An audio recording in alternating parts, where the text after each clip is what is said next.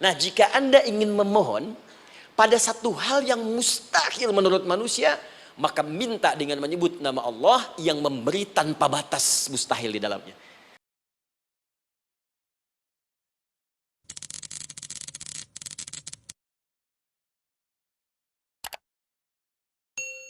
Bismillahirrahmanirrahim. Assalamualaikum warahmatullahi wabarakatuh. Alhamdulillah. Wassalatu wassalamu ala rasulillah wa ala alihi wa sahbihi wa man wala wa ba'du. Faya ibadallah, usi nafsi wa iyyakum bitaqwallahi faqad faza al-muttaqun fala tamutunna illa wa antum muslimun.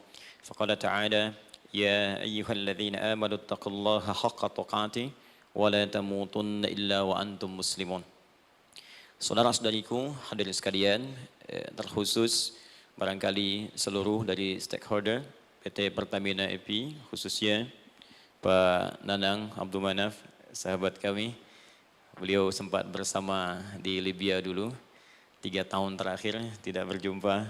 Alhamdulillah, semoga beliau dan jajaran semuanya disehatkan oleh Allah Subhanahu wa taala. Pak Alfian, Pak Khalid, ya, dan seluruhnya dan hadirin sekalian tanpa kecuali, saya bermohon pada Allah Subhanahu wa taala semoga kita senantiasa dirahmati, diberkahi dan dimudahkan oleh Allah Subhanahu wa taala. Alhamdulillah, kita baru saja menunaikan salat zuhur berjamaah. Semoga salat kita diterima oleh Allah Subhanahu wa taala.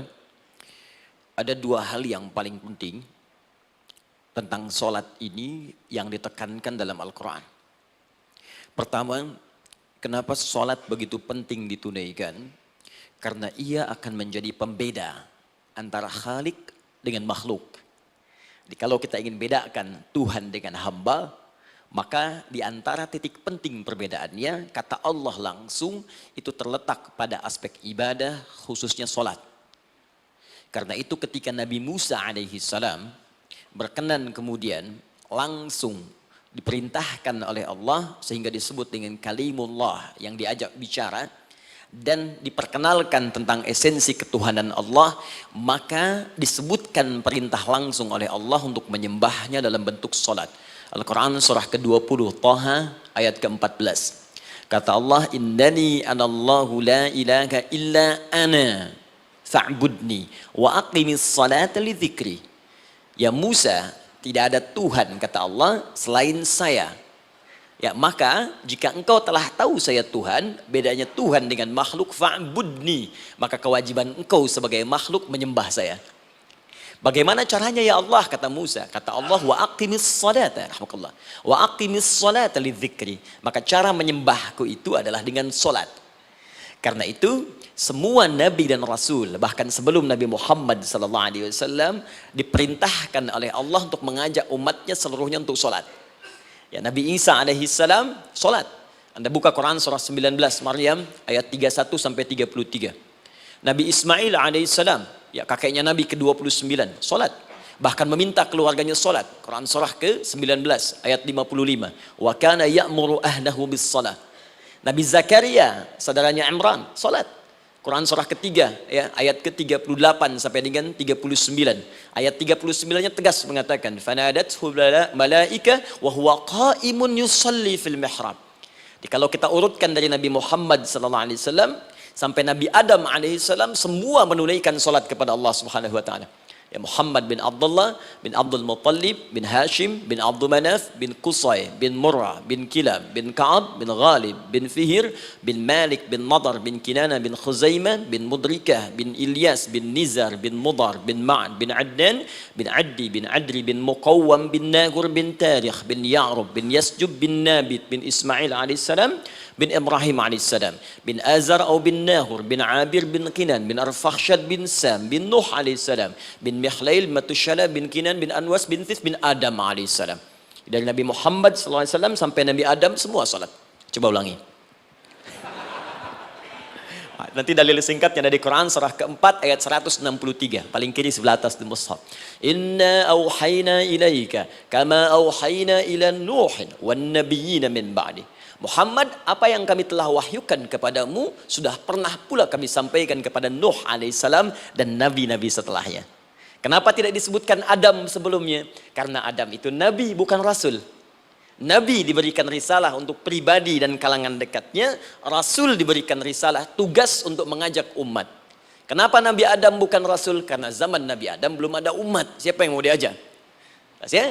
Ini bagian pertama. Jadi kalau kita hari ini masih mendapat kesempatan sholat, alhamdulillah, ini artinya sampai hari ini kita masih benar-benar manusia. Kan kalau ada orang yang kemudian tidak mau beribadah apalagi sholat, terkhusus ketika dia beriman, maka penting dipertanyakan, masihkah ada iman dalam dirinya?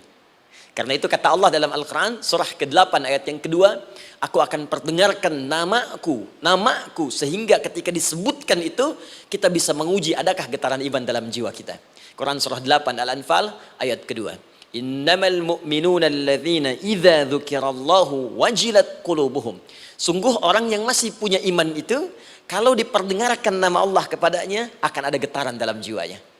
Karena itu setiap hari 5 kali diperdengarkan nama Allah. Untuk menguji di jiwa kita masih ada iman tidak?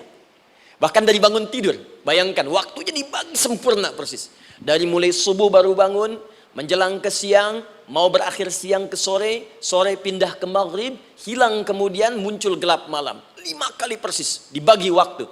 Diperdengarkan untuk menguji. Kira-kira setelah subuh siang masih ada nggak iman? Sore masih ada nggak? Ya Allahu Akbar, Allahu Akbar. Karena itu kalau iman masih ada melekat di jiwa kita, demi Allah saya katakan, begitu kita mendengar suara azan, pasti hati kita akan mengatakan, Allahu Akbar, Allahu Akbar. Wih, sudah azan ya? Pernah begitu? Ya, walaupun mungkin setelah selesai, La ilaha illallah, baru azan, belum qomat. Ya, itu normal, gak apa-apa. Yang penting iman masih ada. Nah, ini menunjukkan ada getaran dalam jiwa. Satu itu. Yang kedua, ini yang jarang dimanfaatkan teman-teman. Jadi seringkali sholat dimaknai pada ibadah formal bagian pertama saja. Adapun yang keduanya, ini yang jarang digali. Padahal sekali saja dalam sehari, itu 5 kali Allah menunggu kita. Ternyata sholat itu satu-satunya wasilah ibadah yang disebutkan dalam Al-Quran untuk langsung memohonkan semua kebutuhan yang kita rasakan. Bahkan sebelum kita diminta sholat, itu kalimat pertamanya bukan ibadahnya. Kata Allah, kau punya masalah apa? Sedang butuh apa? Sedang punya problem apa? Buka Quran surah kedua Al-Baqarah ayat ke-45 sampai 46. Paling kanan pertengahan di usad. Wasta'inu bis-sabri was-salah. Perhatikan kalimatnya, indah sekali. Ya Allah menempatkan sholatnya bagian kedua. Kata Allah, wasta'inu, hei hambaku, jika kalian punya persoalan dalam kehidupan, maka, perhatikan kalimatnya baik-baik, wasta'inu, mintakan solusinya kepadaku. Jadi kalau sedang punya masalah, bukan bikin status, gak akan selesai. Sedang eksplorasi minyak, gak keluar-keluar, bikin status. Duh, susah sekali yang ngebornya, gak akan selesai. Jalan macet, bikin status. Jakarta macet, ya, gak akan selesai. Ya, apa yang harus dilakukan? Kata Allah, jika anda beriman kepadaku, yakin denganku, maka wasta'inu, punya persoalan, minta kepada Allah. Caranya bagaimana? Satu, bis-sabri, terima dulu masalah itu, jangan dikeluhkan. Kaidah lain muncul, karena mustahil saya akan titipkan persoalan kalau tidak anda mampu mengatasinya. Kaidah Quran surah kedua ayat 286, kita hafal ayatnya. La yukallifullahu nafsan illa usaha. Perhatikan kaidahnya. Allah tidak mungkin menguji seorang hamba di luar batas kemampuannya. Jadi kalau kita sedang punya ujian di rumah kah, pekerjaan kah, kehidupan sosial kah, sebesar apapun ujian itu, kata Allah, memang karena anda yang sanggup. Kalau nggak sanggup gak akan diuji. Di ujian itu berbanding lurus dengan kemampuan. Mustahil seorang hamba diuji di luar batas kemampuannya. Jadi kalau anda sekarang pun sedang punya masalah sebesar apapun, kata Allah, memang cuma kamu yang sanggup, yang lain tidak. Maka jangan mengeluh. Jangan anda katakan, ya Allah, why me? Kenapa saya? Kata Allah, why not? Memang kamu yang mampu. Yang lain tidak. Nah, ketika anda bisa menerima itu dengan sabar, baru datang kalimat kedua. Wassalah. Kemudian datang tunaikan sholat dan mintakan solusi kepadaku lewat sholat. Ya, sedikit ya. Lihat sini. Saya berikan sedikit uraian Al-Quran. Saya boleh menulis sini? Boleh ya? Ibu, maaf, agak jauh. Ibu kelihatan ini? Oh, belum saya tulis. Bagaimana bisa kelihatan? Luar biasa. Cuma di Pertamina belum ditulis sudah kelihatan. Maaf. Lihat sini. Wasta'inu. Baik, ya. Saya ingin sedikit sekali. Ini redaksi Quran itu indah sekali diksinya. Wasta'inu. Lihat sini. Kata Allah, jika Anda punya persoalan dalam hidup, maka mintakan solusi. Terima dulu masalahnya dengan sabar, karena kita dipercaya oleh Allah. Gini, cara memahaminya. Allah aja percaya dengan kita. Masa kita nggak percaya diri? Allah yakin dengan kita, kita mampu. Masa kita nggak yakin? Terima dengan sabar, kemudian wassalah, mintakan solusinya lewat salat. Kata perintahnya dibuka dengan kalimat wasta'inu. Kalau kita ingin rubah kata perintah ini, fi'il amr, ingin dirubah ke dalam bentuk permohonan, minta, maka rubah kalimatnya menjadi nasta'in. Lihat, nasta'in. Baik. Wasta'inu, kata Allah, kalian punya persoalan, ayo minta solusi padaku. Terus kita pengen minta, ya Allah, kami ingin minta. Maka dalam bahasa Arab, kalau kita ingin merubah kalimat ini ke dalam bentuk permintaan, kita katakan nasta'in. Saya tanya pada Anda, pernah nggak dalam sholat kita mengucapkan kalimat nasta'in? Ada? Masih ingat? Baik, apa kalimatnya? Iyyaka na'budu wa iyyaka nasta'in. Perhatikan, iyyaka na'budu wa iyyaka nasta'in. Iyyaka na'budu, iyyaka, ya Allah, Engkau perintahkan aku untuk ibadah. Maka sekarang aku ibadah, sholat. Hanya kepadamu saja. Kan kata Allah, kamu sholat. Terus kita katakan, iyyaka na'budu. Sekarang kami sholat, ya Allah. Nama lain sholat itu ibadah. Kalau kita ibadah, na'budu. Dari mana tahunya nama lain sholat ibadah? Quran surah ke-20 ayat ke-14. Fa'budni wa aqimis sholat li dzikri. Ibadah kepadaku, caranya sholat. Maka saat sholat kita katakan, iyyaka na'budu. Ya Allah, Engkau perintahkan aku untuk ibadah. Sekarang aku ibadah. Wa iyyaka nasta'in. Dan sekarang aku sedang punya persoalan, ya Allah. Aku punya masalah. Aku punya problem. Dan aku yakin hanya Engkau yang pasti akan menyelesaikannya. Ketika Anda mengatakan iyyaka nasta'in, perhatikan hadis qudsinya. Hadisnya qudsi. Ya. Al-Imam Al-Bukhari meriwayatkan, Imam Muslim meriwayatkan, An-Nasai meriwayatkan dari sahabat Abu Hurairah radhiyallahu taala anhu. Ada lagi yang dari sahabatnya Anas bin Malik. Perhatikan kalimatnya.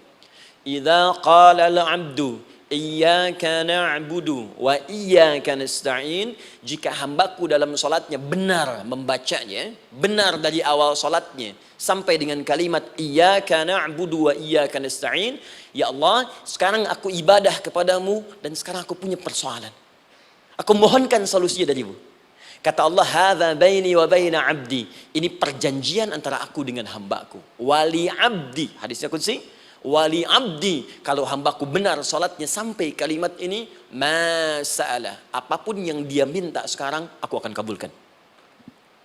Aku akan kabulkan. Pertanyaan saya, berapa di antara kita yang sholat sampai detik ini, ribuan kali ruku dan sujud, yang memanfaatkan momentum ini untuk memohon? Siapa di antara kita yang ketika sholat memohon kepada Allah solusi? Jangan-jangan selama ini sholat itu hanya menjadi formalitas saja. Takbir, ruku, sujud, salam, selesai. Takbir, ruku, sujud, salam, selesai. Padahal Allah sedang menunggu hambaku, kamu tuh punya masalah apa? Makanya setiap waktu dibagi 5 supaya hidup kita ringan. Subuh ke zuhur punya masalah, zuhur salat. Begitu kita mohon, tuntas masalah itu. Zuhur ke asar punya persoalan, asar salat. Dijawab oleh Allah, tuntas persoalan itu. Karena itu semua nabi dan rasul, bahkan orang soleh, ketika punya persoalan dalam hidupnya, even itu hanya menulis karya ilmiah, maka mereka akan memulai dengan sholat dan minta kepada Allah Subhanahu Wa Taala. Teman-teman kenal Nabi Zakaria? Bagus. Baik, di sana belum tulis, sudah kelihatan. Sini kenal Nabi Zakaria, alhamdulillah. Tapi nggak apa-apa. Saya ke Sukabumi, Pak. Ada yang kenal Fir'aun. Kenal Fir'aun, kenal, bagus. Baik, Sukabumi hubun dunia, suka itu hubun, bumi itu dunia. Baik. Teman-teman, Nabi Zakaria itu diuji oleh Allah. Maaf, belum punya keturunan. Dan semua nabi punya ujian. Jadi jangankan kita, nabi aja yang jelas surganya punya ujian. Ya, Anda pernah sakit, Nabi Ayub sakitnya lebih parah dari kita. Ya, Anda di keluarga belum ada keturunan, Nabi Zakaria pernah lebih daripada kita. Sampai rambutnya memutih, fisiknya sudah letih, dan menurut medis, maaf sekali, istrinya divonis tidak mungkin punya keturunan, monofus dan mandul, mustahil. Secara klinis nggak mungkin, secara medis tidak mungkin. Maka Allah tunjukkan satu isyarat yang sangat luar biasa. Jika Anda mendapati situasi makhluk mengatakan ini mustahil dan sudah angkat tangan, ini tanda pertama dari Allah, langsung tinggalkan pendapat manusia, langsung memohon kepada Allah. Maka turunlah beritanya di Quran surah ketiga Ali Imran ayat 38 sampai 39. Paling kanan sebelah atas di mushaf. Sekarang perhatikan kalimatnya, saya mau sambungkan dengan Al-Fatihah tadi. Hunalika da'a Zakaria rabbah. Di mihrabnya Nabi Zakaria salat bermohon kepada Allah. Qala rabbi habli min ladunka dzurriyyatan thayyibah. Kemudian ia berdoa, Rabbi habli, ya Allah yang maha memberi tanpa batas. Ini adab pertama, kalau teman-teman mau berdoa, sebut nama Allah sesuai dengan hajat kebutuhan kita. Itu yang disebut dengan al-asma'ul husna. Di asma'ul husna itu bukan nama-nama indah yang sekedar dihafal, bukan. Tapi nama yang diberikan oleh Allah sesuai dengan kebutuhan hidup kita. Dalilnya Quran surah ke-17 ayat 110. Ya, paling kanan sebelah atas di mushaf, ke pertengahan. Ya, kata Allah, qulid Allah. Jika Anda punya persoalan, sebut nama Allah. Allah Awir Rahman atau Ar-Rahman. Ayyamma tad'u, tapi kalau Anda ingin spesifik meminta, falahul asmaul husna. Pilih nama Allah, ia punya nama-nama yang indah sesuai kebutuhan kita. Jadi kalau teman-teman misalnya minta kelancaran rezeki, sebut ya Allah ya Razzaq. Anak mau ujian, ya Allah ya Al-Alim. Di proyek misalnya ada hambatan, ada gangguan, ya Allah ya Al-Jabbar ya Al-Malik. Ingin mudah mengatasi ujian, ya Allah ya Sabar. Minta. Ya, jangan semuanya disebutkan, nanti jadi beban. Ya, Allahumma ya Rahman ya Al-Malik ya Al-Quddus ya Sabar, gitu kan? Yang tadinya nggak punya masalah jadi punya masalah, gitu kan? Pilih salah satu. Nah, jika Anda ingin memohon pada satu hal yang mustahil menurut manusia, maka minta dengan menyebut nama Allah yang memberi tanpa batas, mustahil di dalamnya. Nama Allah tersebut namanya Wahhab. Wahhab. Ya Allah, ya Wahhab. Al-Wahhab. Kalau kita rubah dalam bentuk permintaan, maka singkat kalimatnya dengan hab. Hab. Untuk sendiri habli, untuk banyakkan hablana. Rabbana hablana min azwajina wa dzurriyyatina qurrata a'yun. Nabi Zakaria minta karena sendiri yang mengalami situasi itu, maka beliau katakan, Rabbi habli, ya Allah habli min ladunka, ya Allah yang tak punya batas dalam pemberian. Mereka mengatakan aku tak akan punya keturunan. Mereka mengatakan mustahil aku punya anak. Dan aku yakin kau memberi batas tanpa memberikan pemberian tanpa batas. Aku mohon darimu saja. Darimu saja. Dzurriyyatan thayyibah, keturunan-keturunan terbaik. Innaka sami'ud du'a. Engkau pasti mendengar doa saya. Kalau pada yang maha memohon saja, maha mendengar saja tidak mengabulkan, lantas kepada siapa lagi aku mesti minta? Tapi poinnya bukan itu. Poinnya adalah ini disampaikan oleh Nabi Zakaria dalam keadaan sedang sholat. Masih berdiri dalam sholatnya. Dalam bahasa Arab berdiri disebut dengan qaimun, qaim, berdiri. Sedang sholat disebut dengan yusolli. Perhatikan ayat 39-nya. Fanadathul malaikatu wa huwa qaimun yusolli fil mihrab. Maka seketika ketika doanya selesai dipanjatkan, sholatnya belum selesai.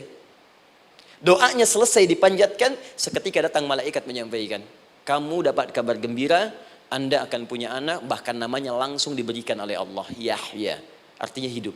Yang mustahil menurut manusia, lahir dari rahim seorang perempuan yang divonis monopos dan mandul, kata Allah, bagiku yang gak ada yang mustahil. Jadi dan hidup dia. Kapan itu terjadi?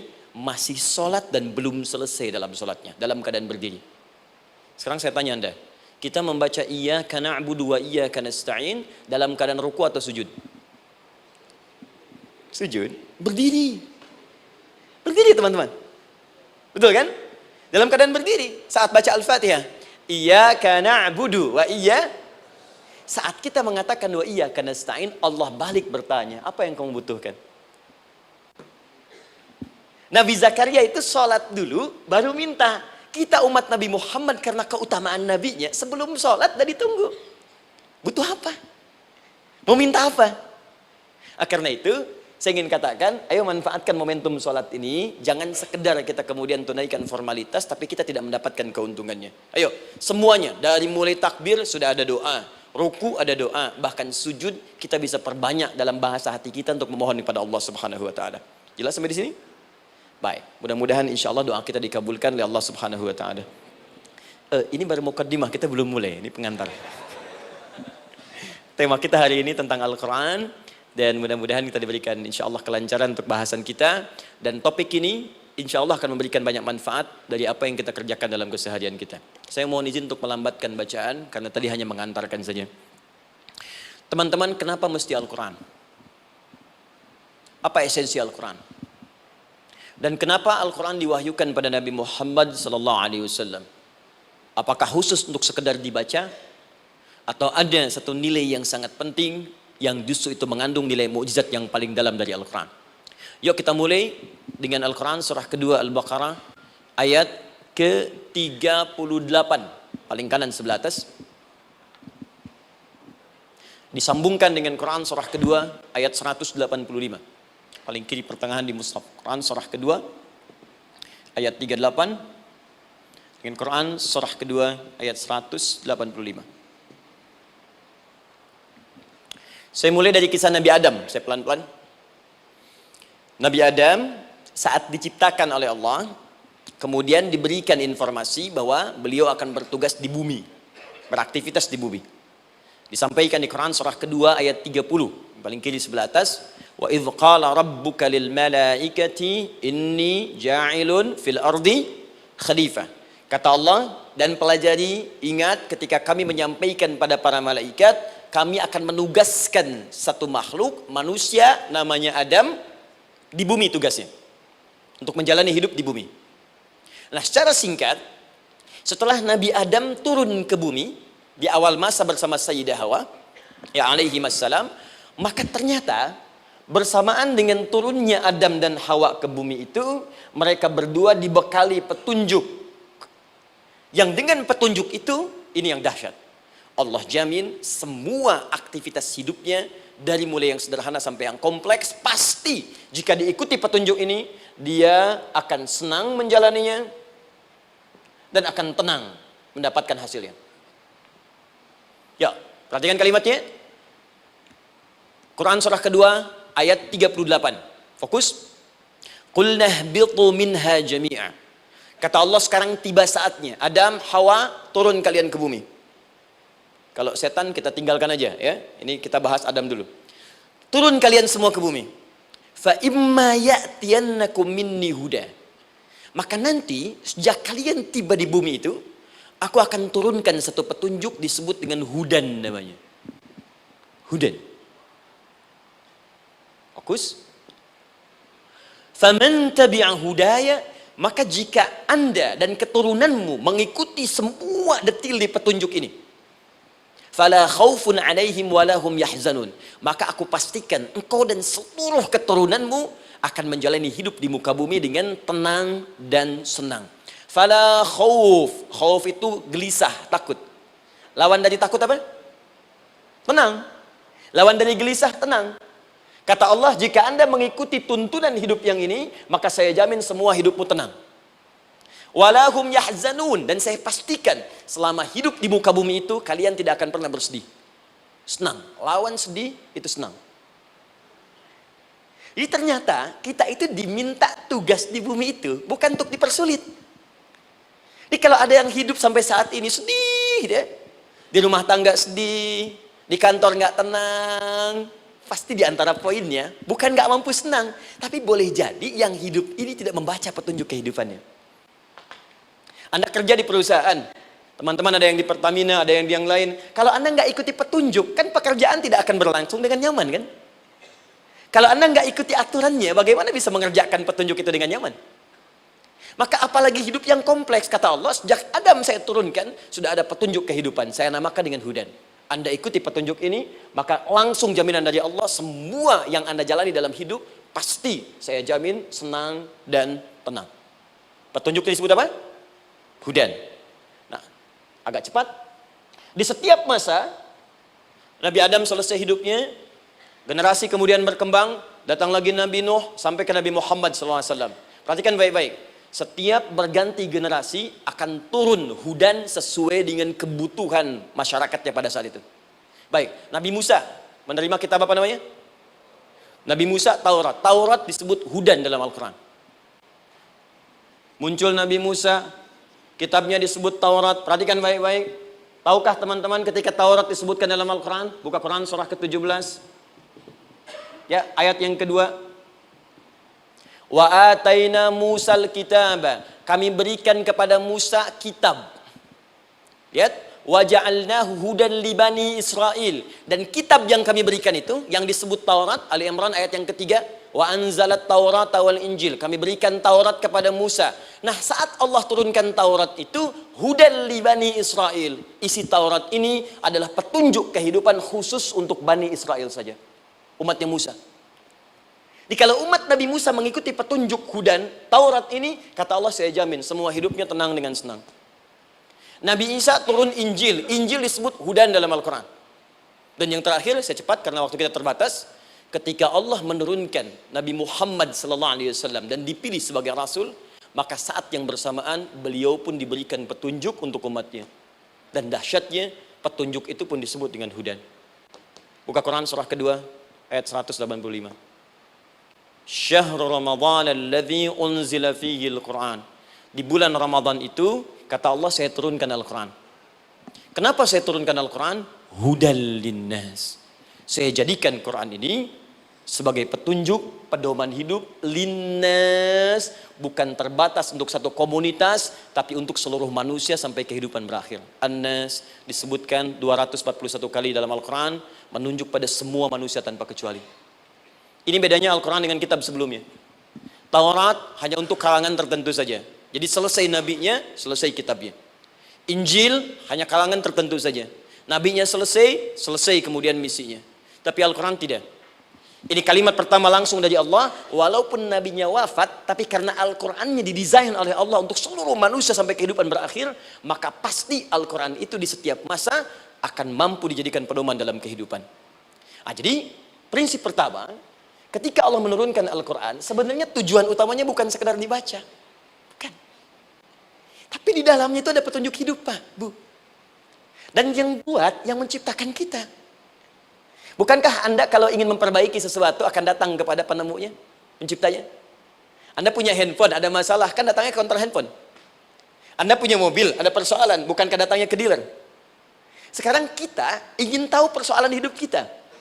Ingin tahu gambaran hidup kita. Ingin tahu misi dan visi hidup kita. Kemana kita kemudian bertanya? Pada pencipta kita. Nah, kata Allah, ketika saya utus manusia pertama kali ke bumi, saya sudah turunkan bagaimana cara menjalani kehidupannya. Dan ternyata berita baiknya untuk kita diberikan oleh Allah satu petunjuk utuh, langsung disebutkan, isinya disebut dengan Al-Quran. Jadi dari Al-Fatihah sampai dengan An-Nas, dia bukan bacaan biasa. Semua di dalamnya ada petunjuk kehidupan kita dari mulai bahkan dalam kandungan sampai kita wafat kepada Allah Subhanahu wa taala. Kalau diikuti petunjuk ini, langsung turun jaminan dari Allah. Hidup kita pasti akan tenang dan nyaman. Saya bacakan cepat ya. Tapi nggak usah ditulis, nanti kalau teman-teman agak terlambat mengikutinya, Anda buka kembali rekamannya, Anda boleh runtutkan kembali. Saya baca cepat saja, dan ini insya Allah Anda hanya akan temukan dalam Al-Quran. Nanti saya berikan rahasia di akhir sebelum kita akhiri. Yuk, satu. Anda silahkan bandingkan dengan buku manapun, referensi manapun, Anda hanya akan temukan dalam Al-Quran. Dari sejak sebelum lahir, bagi perempuan yang tengah mengandung, langsung Allah berikan tuntunan bagaimana agar kandungan itu berjalan dengan sehat, nyaman, dan mudah ke persalinan. Quran surah ke-7 ayat 189.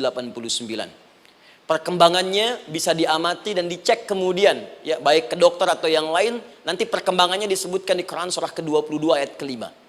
Dirinci lagi di Quran surah ke-23 ayat 11 dari 9 sampai dengan 13. Kemudian mulai terlahir, dari lahiran diberi petunjuk oleh Allah. Nih, berikan ASI maksimal 2 tahun. Kalau ingin berhenti sebelum 2 tahun boleh, begini caranya. Quran surah kedua ayat 233. Dari sampai usia 2 tahun menjelang balik, kata Allah berikan 4 pendidikan dini. Ini turunannya, disebutkan 1, 2, 3, 4. Jika Anda ajarkan ini, maka anak ini akan tumbuh. 1, dekat dengan Allah. 2, dijamin taat pada orang tuanya. Tiga, dia akan baik dengan lingkungannya. Dan keempat, dia akan bertahan dalam kebaikan sampai dia dewasa. Quran surah ke-31 ayat 13 sampai dengan 19. Usia 7 tahun, ya mulai dia balik misalnya, dia akan mulai belajar. Bagaimana cara belajar yang baik supaya cepat paham, gampang mengerti. Turun Quran surah ke-9 ayat 122. Amalannya di Quran surah 96 ayat yang pertama. Kemudian rinciannya diturunkan di Quran surah kedua ayat 282 di ujung ayatnya. Lalu bagaimana mencari sekolah yang bagus, majlis yang baik, guru-guru yang baik, diturunkan Quran surah ke-58 ayat ke-11. Dicontohkan tentang Maryam dan Nabi Isa alaihissalam di Quran surah ketiga ayat 35 sampai dengan 37. Naik lagi, dia mulai dewasa, ya mulai bergaul, bahkan kadang-kadang merantau, punya tempat komunitas berbeda. Bagaimana supaya dia bergaul tidak terpengaruhi lingkungan yang tidak baik. Maaf ya, kadang-kadang ibu yang sudah mengandung, melahirkan, ayah mencari nafkah, tiba-tiba anak pergi bahkan ke kampus, ke sekolah, dapat teman yang gak bagus, pulang-pulang mengecewakan Anda. Bagaimana menemukan tempat-tempat yang baik untuk bisa menjaga perilaku anak ini? Ditemukan nanti di Quran surah ke-49 ayat ke-13-nya. Dirinci perkembangannya di Quran surah ke-12 Yusuf ayat 2 sampai dengan ayat 29-nya. Sampai ketika dia akan mulai kemudian menikah. Kata Allah, pilih pasangan yang baik dengan ta'aruf, berikan mahar yang sempurna. Quran surah ke-4 ayat ke-4. Kemudian dia mulai menikah. Kata Allah, sebelum menikah, pelajari dulu fikih nikah. Banyak orang yang menikah tapi karena tidak belajar tentang persoalan rumah tangga, apa yang akan terjadi di rumah tangganya. Detil Pak, Bu. Kata Allah ini, kalau kamu berbuat begini akan ada miskomunikasi. Kalau ada miskomunikasi persoalannya akan begini, solusinya begini. Maka diturunkan dasarnya di Quran surah ke-30 ayat 21, detilnya di Quran surah ke-4 ayat 34 sampai dengan 35. Paling kiri sebelah atas sampai dengan ke tengahnya. Anda berlanjut, diterangkan oleh Allah, hei, tugas suami saat mulai pertama kali menikah, maka tugas yang pertama siapkan untuk mencari nafkah. Bagaimana caranya ya Allah? Diturunkan oleh Allah. Satu, jangan takut kehilangan rezeki. Jangan pernah mencuri, jangan pernah ngambil punya orang, karena punya kamu akan saya berikan sempurna. Kamu ngambil punya orang, maka kamu akan menyulitkan diri sendiri. Itu akan dikembalikan pada yang berhak. Ya, turun Quran surah ke-51 ayat 22. Dirinci, begini cara nyarinya. Quran surah kedua ayat 168. Kalau Anda ingin cepat baru bergerak, rizkinya sudah dapat. Quran surah kedua ayat 172. Ada yang dahsyat, dia belum keluar, rizkinya yang mendatangi dia. Jadi nanti di Al-Quran ada 8 jenis rizki. Di antara yang paling hebat, ada yang belum Anda datang, rizkinya sudah menjemput. Ada orang mendatangi rizki, ada rizki mendatangi dia. Contoh, Al-Imam Asy-Syafi'i sedang berdiskusi dengan Imam Malik gurunya. Kata Imam Asy-Syafi'i, Syekh, rizki itu mesti saya cari dulu, baru kita dapat. Kata gurunya, ya Syafi'i, ada rizki yang cukup kita beramal dekat kepada Allah, dia akan datang tanpa kita cari dengan ikhtiar manusia. Kata Syafi'i, mustahil. Kata Quran kan kita kerja dulu baru datang. Kata Imam Malik gurunya, kamu yang belum sampai, kita amalkan ini, rizki datang. Maka berhenti sampai di situ. Imam Syafi'i pamit. Di jalan tiba-tiba beliau mendapati ada panen anggur, Pak, Bu. Terus dipanggil sama yang punya kebun. Ya pemuda, katanya, sini, mau bantu nggak? Kalau kamu bantu, kami berikan anggurnya. Maka beliau bantu, panen, petik. Sampai setelah selesai diberikan anggur yang besar-besar, hanum. Senyum, senang beliau. Ternyata senangnya bukan karena dapat anggur. Senangnya karena merasa pendapatnya benar. Kalau saya nggak bantu panen ini, nggak akan dapat saya anggur. Cuma karena saya bantu, saya diberi ini.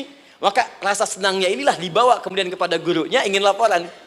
Tapi perhatikan adabnya. Dia tidak mengatakan, guru, nih saya benar. Kalau saya nggak ikut panen, nggak dapat saya ini. Perhatikan kalimat Asy-Syafi'i. Guru, tadi saya di jalan, dipanggil oleh pemilik kebun, ikut panen anggur. Begitu saya bantu, saya diberikan anggur ini. Beliau tekankan dengan kalimat yang kencang pada kalimat, begitu saya bantu, saya dapat anggur ini. Imam Malik tersenyum mengatakan, Masya Allah Syafi'i, luar biasa. Ini siang begitu panasnya, tadi saya mau keluar ngajar, terfikir di benak saya, Allah, kalau ada anggur yang besar-besar, enak rasanya. Tiba-tiba kamu datang bawa anggur. Jadi Imam Syafi'i kerja dapat sesuatu, Imam Malik terfikir sesuatu, datang rezeki. Itu ada di Quran surah ke-7, teman-teman, ayat ke-96, paling kanan sebelah atas di mushafnya. Baik, teruskan dulu. Ya, Anda dalam mencari kerja, ingat, kalau Allah yang sampaikan pasti terjadi. Jangan dikira mudah. Kata Allah akan ada persaingan, akan ada kadang-kadang singgungan, akan ada tantangan, maka mulai petakan tantangan apa yang akan Anda lalui saat Anda mulai mencari nafkah itu. Maka turun Quran surah kedua ayat 214, paling kanan sebelah bawah. Am hasibtum an tadkhulul jannata. Hei, apa kamu mudah begitu saja mengira akan sukses dalam pekerjaanmu? Bahkan bisa diartikan surga, ingin masuk surga.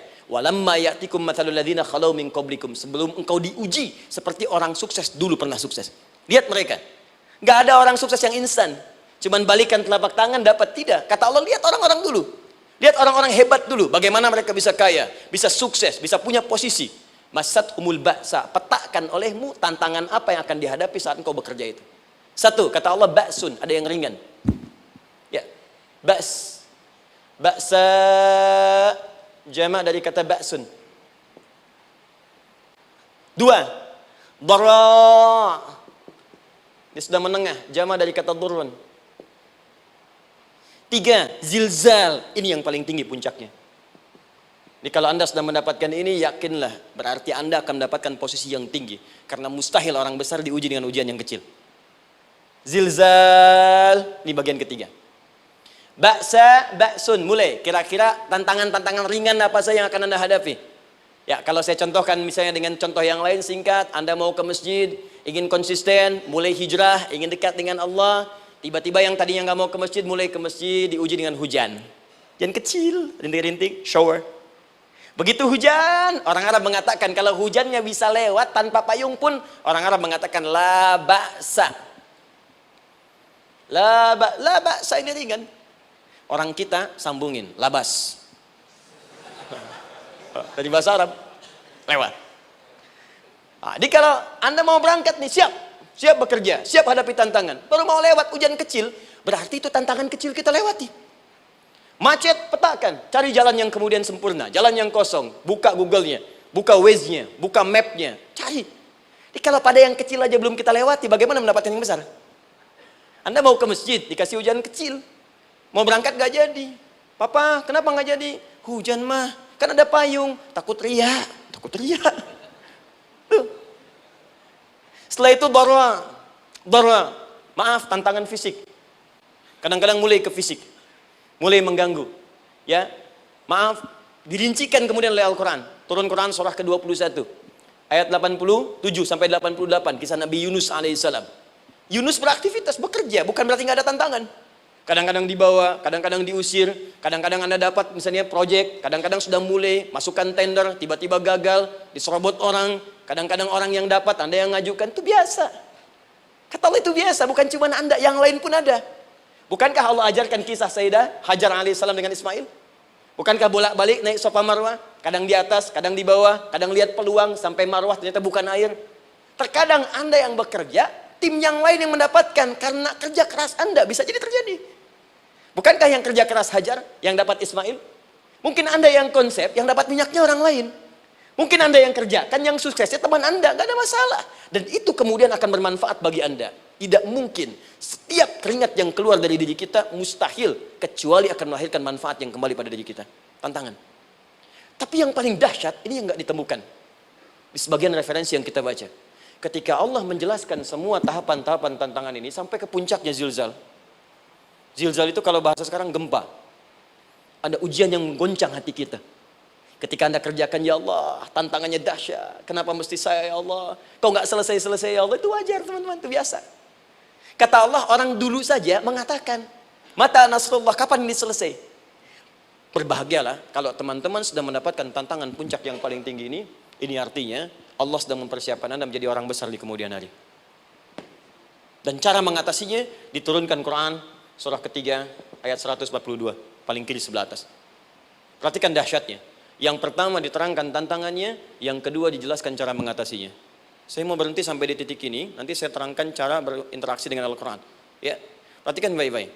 Kata Allah, jika kelak engkau sudah bisa memetakan tantangan ini, maka siapkan solusi untuk mengatasinya.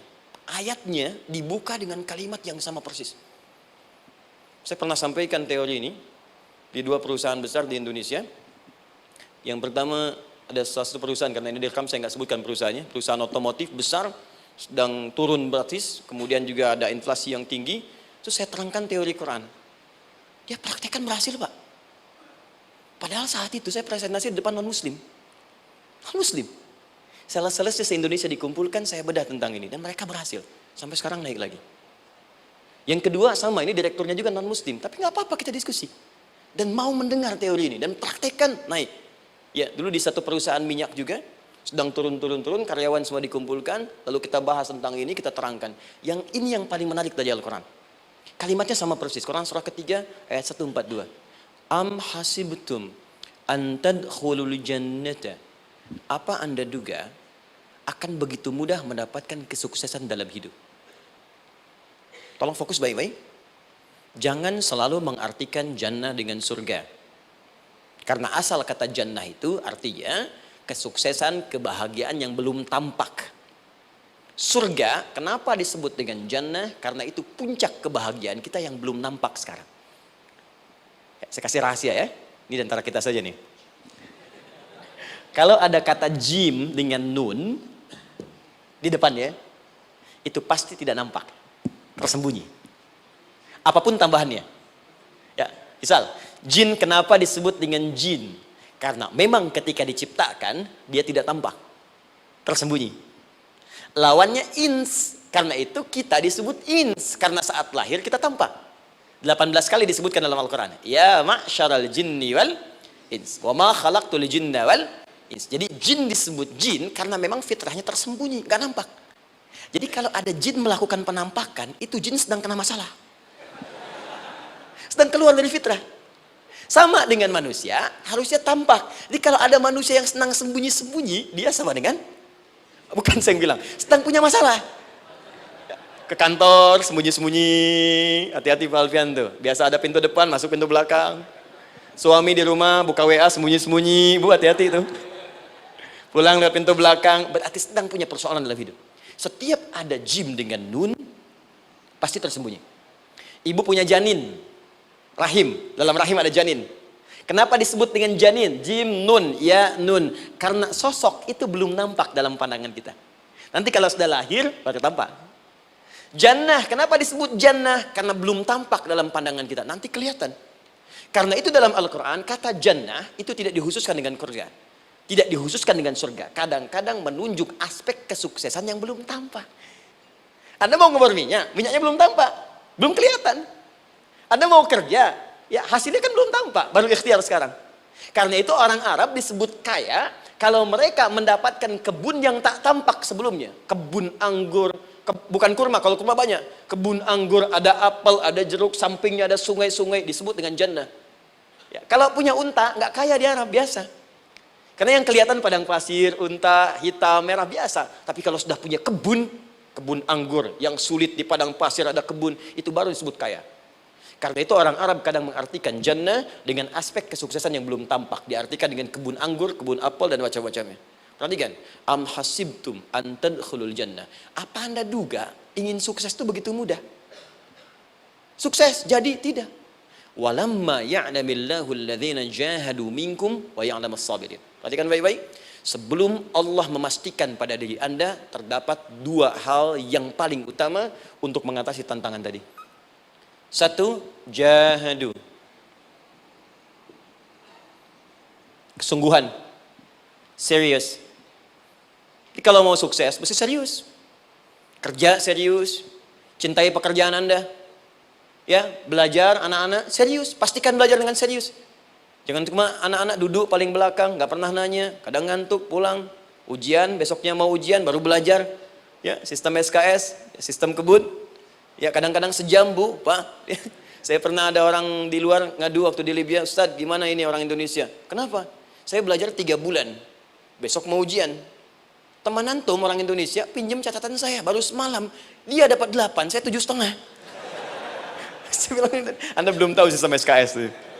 Baik, ya. Tapi itu bukan solusi, begitu ujian selesai ilmu lupa. Itu poinnya. Jadi kalau hanya sekedar ilmu dipakai untuk ujian, pada prakteknya nggak akan terpakai. Ini banyak anak sekolah sekarang hanya belajar untuk ujian saja. Padahal kalau dipraktekkan, kadang kaitan dengan agama tinggi Bu, Pak. Fisika itu dengan agama itu tinggi. Gaya F1 sama dengan F2, gaya gerak sama dengan gaya dorong. Gaya sedikit, maka keluarnya sedikit. Pukul kencang, bunyinya kencang. Imannya kalau kuat, amalan jadi banyak. Iman sedikit, amal pun sedikit. F berbanding lurus dengan P, hukum Pascal. Gaya berbanding lurus dengan tekanan. Masuk bab akhlak. Makin banyak gaya, makin banyak tertekan. Nah itulah. Gaji 5 juta, gaya 10 juta, kan? Ini serius. Serius, di divisi apapun Anda, saya sepekan lalu lah, takziah ke tempatnya Yang Habibie, terus diminta tausiah di sana. Dan saya perhatikan beliau termasuk yang paling serius ketika diberikan tugas apapun. Gak pernah diberikan amanah, kecuali mencintai pekerjaan itu. Yang Habibie demikian. Ciri orang sukses itu serius. Tapi keseriusan itu, kata Allah petakan jadi 3 bagian lagi. Karena jahadu itu punya 3 turunan kata. 1, keseriusan merencanakan, disebut ijtihad namanya. Punya rencana.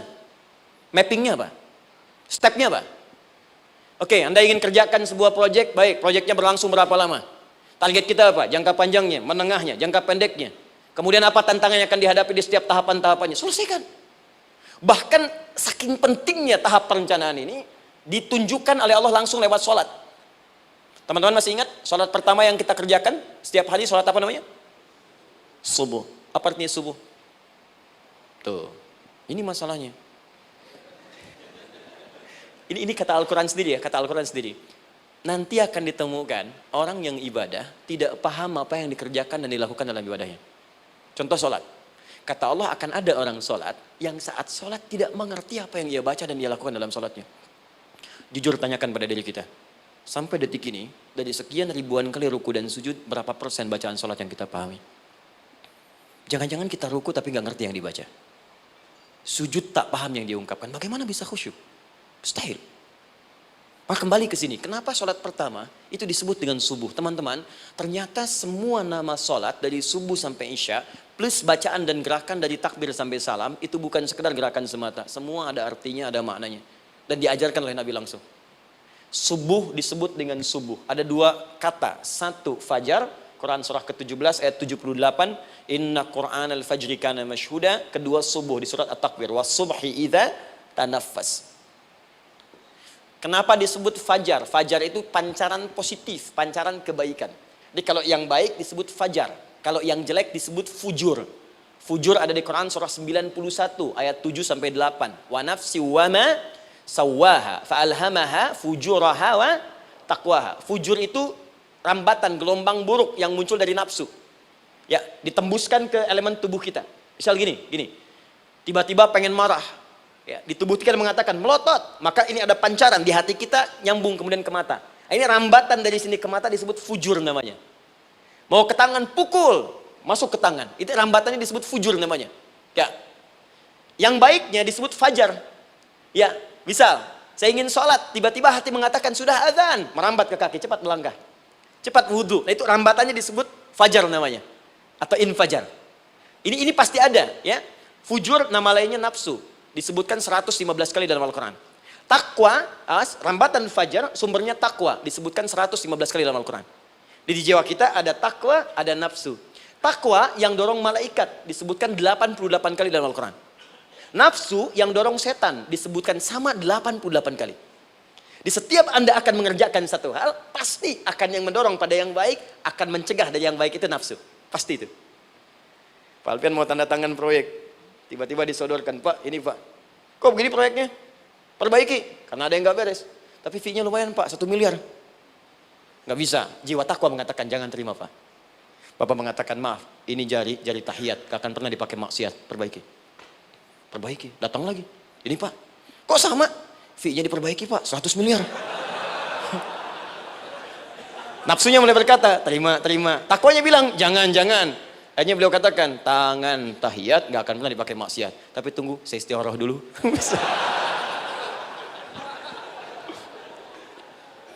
Nah, waktunya, ini salatnya disebut fajar. Kenapa disebut fajar? Karena saat kita tidur, terus dengar suara azan, Allahu Akbar, maka memancar dari iman kita, rambatan untuk merespon suara itu. Bangun kita untuk menunaikan salat. Waktunya disebut subuh. Kenapa disebut subuh? Dari kata asbah. Asbah itu artinya yang siap dengan rencana. Ya, orang Islam tuh nggak ada yang bangun dari tidurnya kecuali punya rencana jelas yang akan dieksekusi dari itu. Makanya sebelum kita bekerja mengeksekusi itu, kita datang menghadap Allah supaya Allah berikan kemudahan di setiap aktivitas kita. Coba lihat manajemen Nabi. Bukankah sebelum tidur beliau istighfar dulu? Dirinci pekerjaannya. Dicatat yang akan dikerjakan besok. Istighfar 70 kali, 100 kali. Sehingga dengan istighfar saat tidurnya tenang. Coba kita biasakan. Ada yang baca Quran, ada yang istighfar. Kalau nggak percaya silahkan cek. Begitu Anda lakukan, tidurnya enak. Besoknya rencana itu sudah siap. Makanya ketika bangun, siap jam 7 mau kemana, jam 8 ada di mana, jam 12 kerjakan apa. Sebelum mengerjakan itu, datang kepada Allah, sujud, ya Allah, saya punya rencana ini tolong mudahkan. Begitu caranya. Itu yang disebut dengan subuh.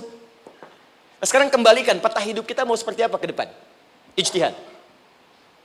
Yang kedua, kalau sudah jelas konsepnya, visinya sudah ada, maka jihad. Yang kedua, jihad. Jihad itu eksekusinya, aksinya, actionnya, perjuangan fisiknya. Rencananya apa? Tahajud malam nanti. Bismillah. Jam berapa? 2:30. Baik, yuk kita mulai rencanakan. Eksekusi rencananya.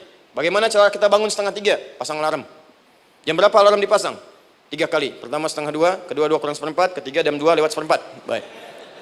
Alarm pertama untuk mematikan alarm kedua. Alarm kedua matikan alarm ketiga. Ketiga siap-siap. Baik. Siap bangun. Jihad. Awas, ini penting ya. Jihad itu jangan dipersempit maknanya kepada situasi peperangan saja, tidak. Banyak jihad itu luas sekali medannya. Karena jihad itu perjuangan fisik. Dan maaf sekali, dalam konteks perang pun bukan menyerang orang. Tapi membela diri saat diserang.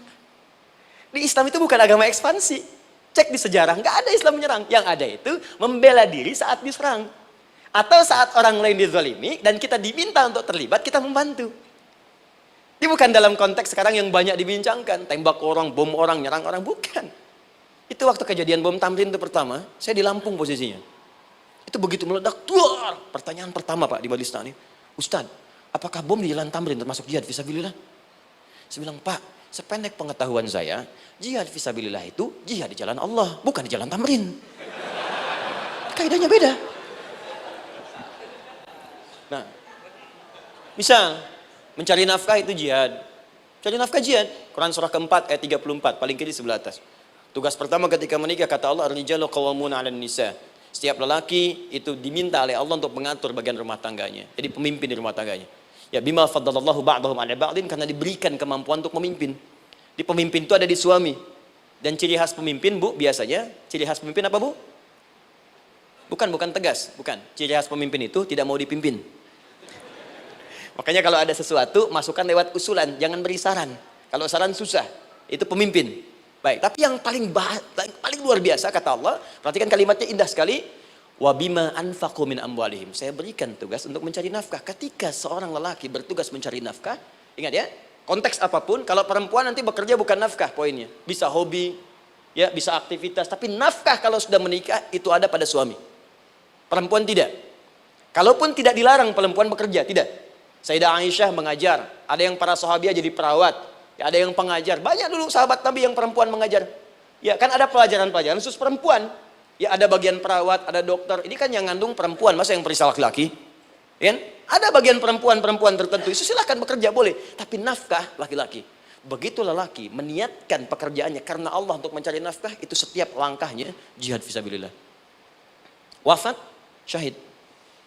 Maaf ya, apakah selama Anda bekerja sudah diniatkan ibadah? Jangan-jangan cuma kerja aja. Kalau cuma kerja, apa bedanya Anda dengan yang belum beriman? Anda wafat juga. Kerja di gedung yang sama, berangkat menemukan kemacetan yang sama. Apa bedanya iman kita dengan yang lain?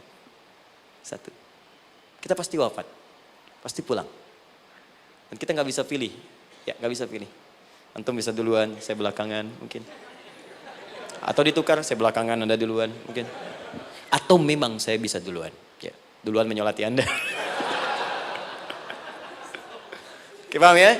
Jadi ibu di rumah jihad, Bu, pada anak, perawat, mengandung itu sudah jihad. Jadi kalau wafat dalam proses saya melahirkan atau sedang mengandung itu syahid. Itu jelas nggak ada perbedaan pendapat.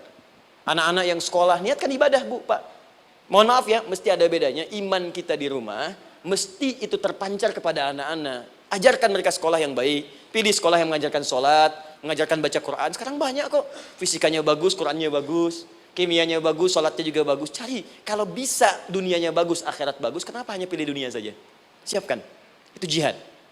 Terakhir, tidak mudah mengeksekusi ini. Pasti ada tantangan yang ketiga. Namanya mujahadah. mujahadah. Tantangan mengatasi gejolak jiwa. Kadang-kadang malas, capek, ya belum eksekusi dilakukan, sudah berdebat pada yang tidak penting, sehingga tidak menghasilkan kesimpulan, ragu-ragu, khawatir, maka atasi semua itu. Turun Quran surah kedua ayat 216. Kutiba alaikumul qitalu wa huwa kurhul lakum. Kalau engkau sedang tidak nyaman, maka perangi ketidaknyamanan itu jika engkau ingin mendapatkan kesuksesan yang telah engkau cita-citakan. Asa an takrahu syai'an fa huwa khairul lakum. Boleh jadi apa yang engkau tidak rasakan sekarang, engkau rasakan gak enak, gak nyaman, di balik itu Allah sedang siapkan sesuatu yang lebih baik untukmu. Wa asa an tuhibbu syai'an fa huwa syarrul lakum. Mungkin yang engkau harap-harap sekarang boleh jadi itu belum baik untukmu sekarang. Allahu ya'lamu wa antum la ta'lamun. Karena Allah lebih tahu masa depan, engkau pikiranmu pendek sampai di sini saja. Maka teman-teman sekalian, kembalikan lagi, tidak pernah Anda akan temukan dalam Al-Quran kecuali bimbingan hidup yang semuanya nyata. Silahkan cek. Itu baru pekerjaan. Belum ibu di rumah, ibu capek merawat anak, kadang mengeluh, kadang nangis. Turun Quran surah ke-17 ayat 23. Kadang-kadang ada beda pendapat dengan suami, Quran surah ke-4 ayat 34 sampai 35. Masalah kondangan saja Pak, bisa beda pendapat. Ya. Ya Pak, kan ada family gathering malam, Mama pakai baju apa ya? Hijau apa yang biru? Masya Allah, kata Anda biru bagus mah. Kata Mama kayaknya hijau deh Pak. Tuh. Nanya tapi udah punya jawaban. Ya, bagus kalau dipakai, begitu keluar kuning. Naik lagi, Anda udah 40 tahun, anak masih ada, turun Quran surah ke-46 ayat 15. Kemudian naik lagi sampai Anda sepuh, sampai kembali ke keadaan tidak normal seperti anak-anak lagi, Quran surah ke-22 ayat ke-5. Sampai ada amalan, kalau Anda jangan kira Anda akan hidup selamanya, Anda pasti wafat. Quran surah ke-3 ayat 185. Bahkan diajarkan kalau wafatnya ingin enak, begini caranya. Pelajari Pak, jangan cuma dunia, kita akan meninggal. Ini ada di Quran, kalau pengen meninggalnya enak, begini caranya. Ya kalau nggak percaya silahkan amalkan, nanti kita akan lihat di akhir. Ya. Betul, akan kelihatan. Quran surah ke-89 ayat 27 sampai 30. Kalau kalian nggak pelajari ini, silahkan kata Allah, saya berikan yang ini yang kedua sampai dipukulin malaikat. Quran surah ke-8 ayat ke-50. Sampai di alam kubur dijelaskan, kalau nanti Anda wafat, Anda pindah ke alam kubur, kalau ingin di kuburnya terang, nyaman, banyak rezekinya, lakukan amalan Quran surah ke-3 ayat 169 sampai 172. Tapi kalau Anda abai, Anda akan seperti Firaun dulu. Setiap pagi sampai petang ditampakkan neraka. Quran surah ke-40 teman-teman sekalian disampaikan oleh Allah langsung ya dari ayat 45 sampai 46-nya. Sampai terjadi kiamat disampaikan Quran surah ke-75. Sampai dihisab, ada yang masuk surga tanpa hisab, Quran surah kedua ayat 25. Ada yang masuk neraka tanpa hisab. Ada. Kan yang kita tahu surga aja, masuk neraka tanpa hisab ada. Quran surah 18 ayat 99 sampai dengan 100. Sampai disebutkan surga yang paling indah nomor 1 bersama Nabi dan orang-orang soleh. Jadi kalau Anda masuk sini, tetangga Anda semua Nabi. Ya, depannya Nabi Ibrahim, belakangnya Nabi Musa misalnya, samping kiri Nabi Yusuf, ya, samping kanan Nabi Muhammad SAW. Itu cuma 3 golongan, orang soleh, para syuhada, orang-orang jujur dalam kehidupan dunianya. Jadi kalau Anda jadi pekerja yang jujur, taat kepada Allah, Anda berpotensi masuk surga bersama semua Nabi dan Rasul yang pernah diutus. Ya. Baik, itu ada di Quran surah ke-4 ayat ke-69. Ada yang kedua di taman surga, Quran surah ke-51 ayat 15 sampai dengan 18. Ada yang surga seluas langit dan bumi, Quran surah ketiga ayat 133 sampai 134. Ada yang neraka yang biasa, ya, sebiasa-biasa nerakanya kebakar juga. Quran surah 4 ayat 56. Tingkat paling tinggi neraka jahanam untuk 2 golongan, munafik, ingat, munafik dan kafir. Jadi kalau Anda pun muslim, jauhi perbuatan munafik. Karena munafik akan mengantarkan langsung ke dalam neraka jahanam. Quran surah ke-4 ayat 140. Mana yang tidak ada? Mana yang nggak ada di Quran? Semua ada. Bisnis ada, ya birokrasi ada, diplomasi ada, mengajar ada, ilmu ada.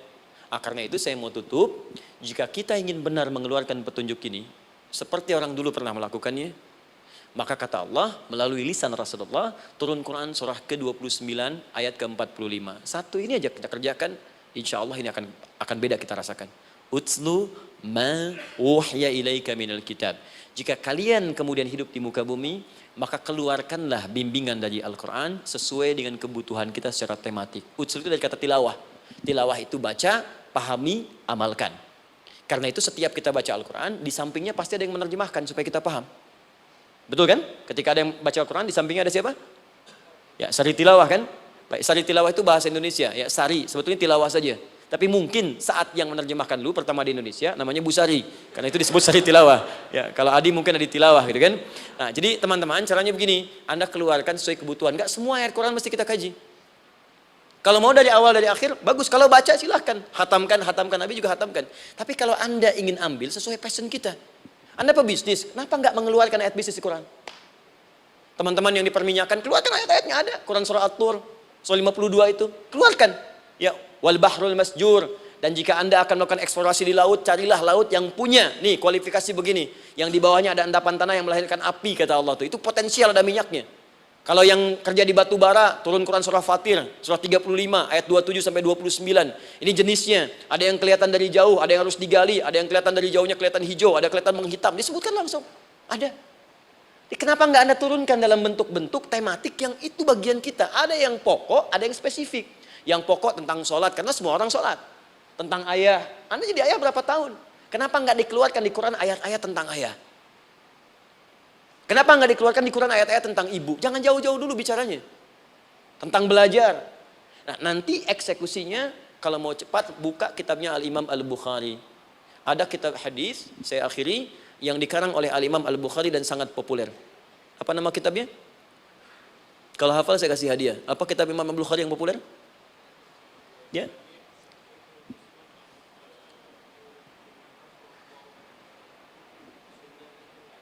Baik, Anda saya kasih hadiah umrah. Baik. Insyaallah. Januari awal, insyaallah ada yang kami hadiahkan umrah dari atlet peraih Asian Games. Ya, Anda boleh ikut nanti. Ya, ada juga, saya senang saya cinta dengan bangsa ini. Jadi ada peraih Asian Games, medali emas yang kemarin, itu akan kita berangkatkan umrah. Semua peraih medali emasnya, nanti gelombang pertamanya bulan Januari. Ya, 2020 nanti, sekitar 3 bulan lagi, insya Allah Anda nanti akan mengikuti.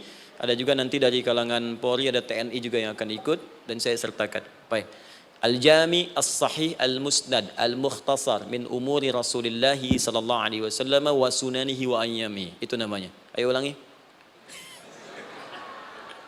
Disingkat Sahih Al-Bukhari. Kenapa saya bacakan lengkap? Bukan karena singkatannya, tapi banyak orang sekarang baca buku, baca kitab, hanya langsung ke isinya. Padahal setiap ulama ketika menuliskan judul kitabnya, itu pasti ada petunjuk di dalamnya. Kata Imam Al-Bukhari, Al-Jami As-Sahih. Kitab ini saya buat sebagai petunjuk umum miniatur kehidupan Nabi yang bisa kita ambil hikmahnya sekarang. Jadi kalau kita pengen tahu bimbingan Nabi di masa lalu, supaya kita terapkan sekarang, buka kitab saya ini. Semuanya mustad bersambung kepada Nabi. Sahih saya pastikan, saya teliti satu-satu. Al-Mukhtasar, saya persingkat gak bertele-tele. Nah ini poinnya. Min umuri Rasulullah SAW wa sunani wa ayyamihi. Ini semua pekerjaan Nabi selama 24 jam. Secara singkat saya tutup dibagi 97 pembahasan. Setiap 97 pembahasan, satu babnya itu berisi bimbingan hadis-hadis Nabi. Di situ ada bab tentang bisnis, kitabut tijarah. Bab tentang ilmu, kitabul ilmi. Bab bahkan tentang sakit, kalau pengen cepat sembuh apa? Kitabul marid. Bab tentang pemerintahan, kitabul imarah. Bab tentang penguatan iman, supaya naik gak turun-turun, kitabul iman.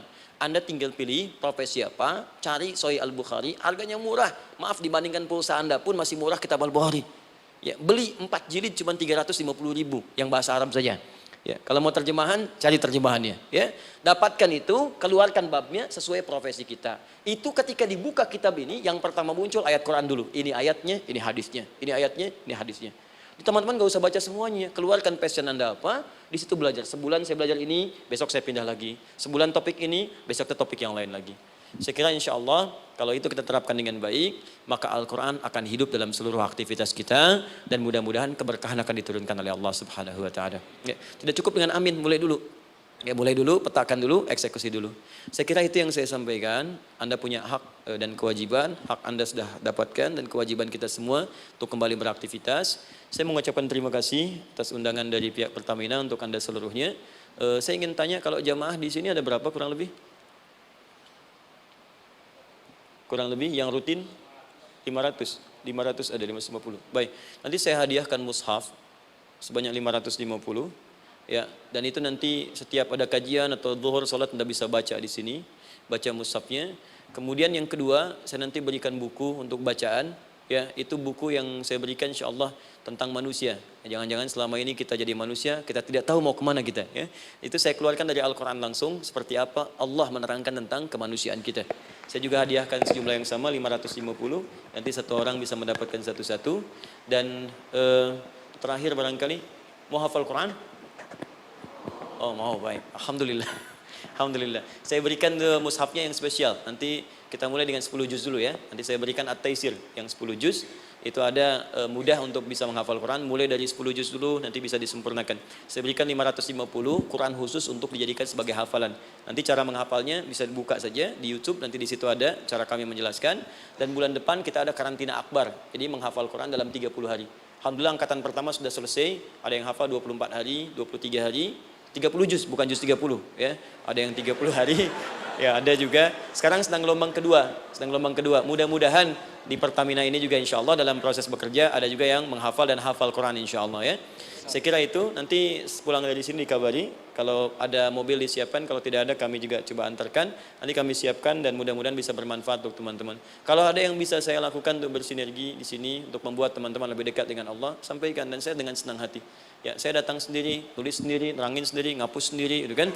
Terus juga berikan apa yang Anda butuhkan. Kalau dengan semua itu Anda belum juga dekat dengan Allah, ya saya harus bagaimana lagi, gitu kan. Baik. Kita berdoa, mudah-mudahan doa kita dikabulkan Allah. Ada 3 cara berdoa.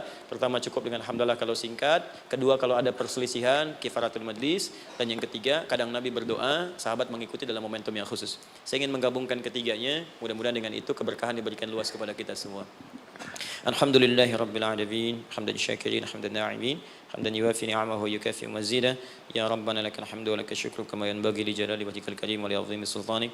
Allahumma salli wa sallim wa barik ala rasulikal karim nabiyyikal amin sayyidina Muhammadin wa ala alihi wa sahbihi ajma'in. Allahumma rabbana la tada' lana fi maqamina hadha wa fi kulli maqamin dhanban illa ghafartah. Ya Allah, kami mohon jika ada satupun di antara kami saat ini yang hadir membawa ya Allah dosa-dosa dalam dirinya, jangan biarkan yang meninggalkan tempat ini kecuali Engkau telah ampuni segala dosa-dosanya. Wala hamman illa farajtah.